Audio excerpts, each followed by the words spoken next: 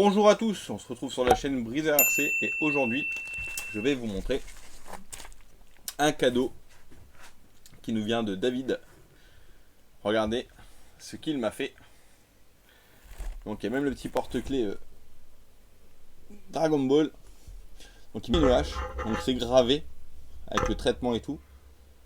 Franchement c'est cool hein. Elle est trop belle. Bon par contre elle est super bien affûtée donc faut que je fasse super gaffe. Mais ouais franchement tip top, merci David. Donc oui, en fait, j'ai vu David en repartant du Val d'Argent, comme il pouvait pas y aller et qu'il était à même pas une petite demi-heure de là-bas. Je me suis dit allez, je vais faire un petit détour par chez lui, puis je vais aller le rencontrer. Donc j'ai rencontré David. D'ailleurs, il vous remet le bonjour à tous. Et franchement, c'est un mec tip top. Bah, il est comme ce que je pensais quoi. Tout pareil. Donc je suis resté une bonne heure avec lui. Bon, j'avoue, il voulait pas que je reparte. Mais bon. Mais franchement, merci David, c'était super. Donc comme je t'avais promis, hein, on va se faire un petit unboxing avec. Le truc de barbare. Donc là-dedans, j'ai repris 2 châssis. Donc ça va me rappeler des souvenirs de mes débuts. Donc on va voir si ça fonctionne bien avec la hache. On va essayer d'y aller mollo. Comment elle taille David? C'est un truc de dingue. Il en a même fait une pour Croc. Et franchement, elle est trop belle aussi la sienne. Alors, qu'est-ce qui se cache là-dedans? Vous êtes prêts? Tamiya TT02. Donc elle est référencée dans les rallyes parce qu'il y a des pneus rallye dessus. Donc peut-être que les amortisseurs sont plus hauts, ça je ne sais pas. À confirmer. Donc pourquoi j'ai repris ça? Tout simplement parce que mon fiston est fan de la Subaru. À chaque fois qu'il y a une Subaru qui passe sur la chaîne, il en peut plus. À chaque fois il me dit ah c'est pour moi, c'est pour moi, c'est pour moi.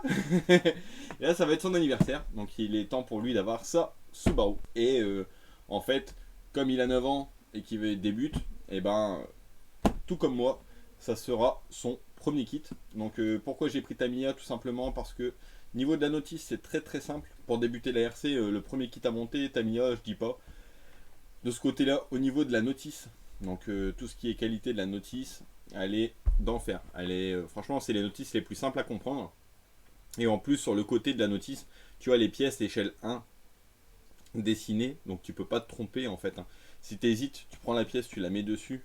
Et voilà, c'est la même chose pour les vis. Et voilà. Et le châssis est assez robuste. Donc ça va lui pardonner beaucoup de bêtises. Parce que j'aurais très bien pu lui prendre une Carten T410. Sauf qu'une Carten T410, il y a pas mal de réglages. Donc il faut monter les biellettes et tout ça. Et comme c'est lui qui va la monter lui-même, j'ai vraiment pas envie qu'il galère avec ça. Donc du coup, je lui ai pris une Tamiya, tout simplement.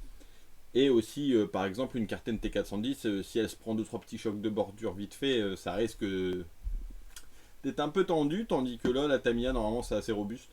Bon, c'est sûr, hein, si tu tapes une bordure à fond, il n'y a pas de miracle. Hein. N'importe quelle RC, elle va exploser, mais ça reste quand même beaucoup plus simple pour lui. Donc, ça sera sa première RC qui va monter tout seul. Bon, je serai à côté pour surveiller, hein, mais voilà. Donc, ça sera sa caisse. Donc, allez, je vous refais un petit unbox d'un Tamiya TT02. Donc, version Subaru. Monte Carlo de 99, donc c'est la bonne Subaru, hein, c'est celle qui kiffe. Donc il y a encore les autocollants Tamiya, comme quoi que la boîte était toujours scellée. Où est-ce que je vais mettre ça? Une notice. Donc ah ils ont changé le variateur. Donc celui-là je connais pas du tout. Et c'est peut-être même mieux que ceux qu'il y avait avant. Du coup je vais regarder tout de suite. Donc celui-là s'il y a déjà la coupure lipo, franchement ça serait tip top. Ouais, il y a déjà la coupure lipo dessus. Il suffit de déplacer le petit cavalier. Vous voyez, vous avez des cavaliers ici en bas. Regardez, je vous montre. Là, il y a les cavaliers. Tu déplaces le cavalier et tu le mets sur la position que tu souhaites. Donc, si tu veux coupure lipo ou si tu veux la NIMH. Et normalement, tu peux choisir avec ou sans marche arrière. Normalement, si je dis pas de bêtises. Ouais, c'est ça. Tu peux choisir avec ou sans marche arrière. Parce qu'à savoir qu'en compétition, ben, la marche arrière est interdite. Et comme il y a des courses de Tamiya, c'est pour ça qu'ils ont fait ça. Donc ça c'est top, franchement le changement du variateur là ça fait super plaisir. Du coup bah vous voyez, je vais pouvoir lui laisser en charbon au début pour lui débuter tranquillement. Donc ça c'est vraiment génial. J'espère qu'avec l'autre il y a la même chose. Donc aussi pourquoi j'ai pris la Tamiya aussi pour lui, parce que tout simplement il y a les courses de Tamiya, donc, comme les Tamiya Cup. Et bien sûr il faut une Tamiya, parce que sinon tu peux pas. Et pour lui commencer, si jamais je vois qu'il se débrouille super bien sur la piste, pourquoi pas par la suite lui faire ses premières courses. Donc je pense que ça sera avec ce modèle là. Comme ça il pourra faire les courses de Tamiya. Donc franchement pour lui débuter ça va être vraiment tip top. Après, bon bah, on a les sachets avec les pièces, hein, transmission. Donc normalement, peut-être qu'il les a mis à part les kits roulement. Donc là on a les bagues d'origine, c'est monté avec les bagues plastiques, vous voyez, qui sont là. Et normalement on va avoir le kit roulement avec, je pense que c'est fourni après à côté. Donc transmission, hein, tout ce qui est différentiel, etc. Sauf cerveau, donc ça je vous conseille d'amis. Si quand tu montes ta Tamiya, tu roules et tu vois que ta voiture, t'as du mal à la régler pour qu'elle file vraiment bien droit. Et que si tu tournes à droite, elle reste légèrement à droite, si tu tournes à gauche, elle reste légèrement à gauche, que tu es toujours en train de galérer, en train de trimer, c'est tout simplement parce que le sauve-cerveau qui est ici, il n'est pas assez rigide. Donc en gros, elle garde un peu la position où elle était. Il y a un peu trop de jeu dedans.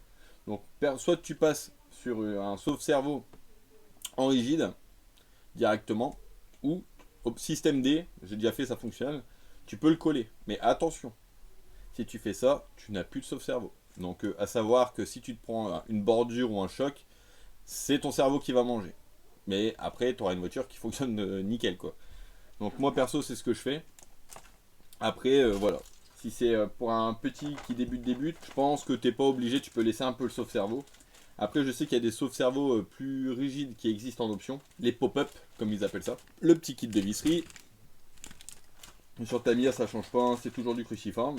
La graisse est fournie. Le moteur Tortune. Donc là, celle-ci, elle va être vraiment montée là. Elle va être 2 boîtes. Donc c'est vraiment pour lui débuter et tout. Donc elle va vraiment être 2 boîtes. Et avec le moteur charbon, elle va être vraiment souple. Donc elle va être assez simple pour lui la prendre en main. Et après, je le connais. Hein, je sais que ça va finir par passer en brushless. Mais au début, j'ai vraiment envie qu'il roule comme ça. Donc le petit setup de clés, hein, les ressorts d'amortisseur. Et on a encore des petits clips, hein, des petites vis.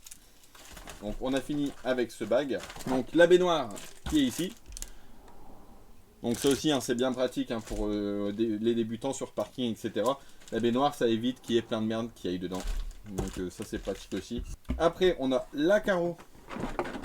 Bon bah ça c'est le point fort de Tamiya, hein, les carreaux niveau du détail. Ils font pas dans le détail. Hein. Donc regardez-moi cette face avant. Voilà, c'est super bien détaillé. Donc c'est peut-être même lui qui va faire sa première peinture. On verra, je vais lui expliquer, je vais lui prêter l'aérographe. Sauf s'il le sent pas, je le ferai s'il a pas envie de le faire, mais je pense qu'il y a des chances qu'il le fasse. Donc là on a les cellules de diff. Après on a les tourelles. Donc ça c'est un Tamiya TT02, donc ça change un peu avec le TT01 en fait. Le TT01 il a pas du tout le même système au niveau des triangles, c'est complètement différent.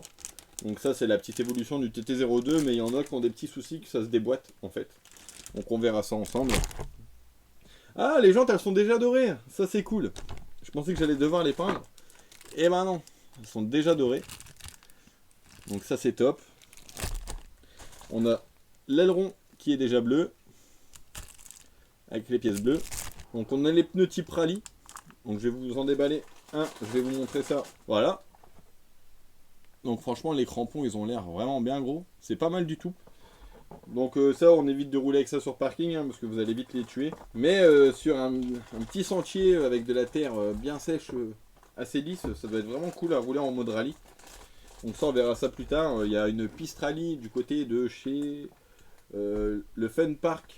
Le RC Park du côté de Lille, donc le parc où il y a Tony RC, ils sont en train de faire une piste de rallye, donc on verra ça, on ira peut-être faire un petit tour avec Jess. Elle m'avait proposé d'aller faire un petit tour là-bas, donc à voir. Donc après on a boîtier cerveau, support ventilateur pour mettre au-dessus du moteur, toutes les pièces de d'habitude quoi. Donc les cardans, donc dessus c'est des cardans en plastique d'origine. Sur la Tamiya, commence pas à t'exciter à vouloir tout de suite mettre des cardans alu, ça sert pratiquement à rien.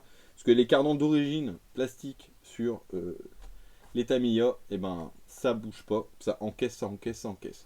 Donc des fois, vaut mieux pas passer à l'alu. Franchement, le plastique ça fait suffisamment son travail. Il n'y a que le cardan central qui par la suite, ça, si tu le passes en brushless, là je suis d'accord, tu viens mettre un cardan en alu.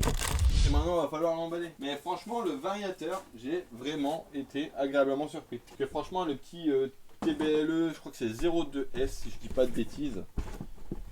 franchement, la coupure qu'il y a dessus, c'est pas une coupure lipo, c'est pour lithium fer, pour un truc comme ça.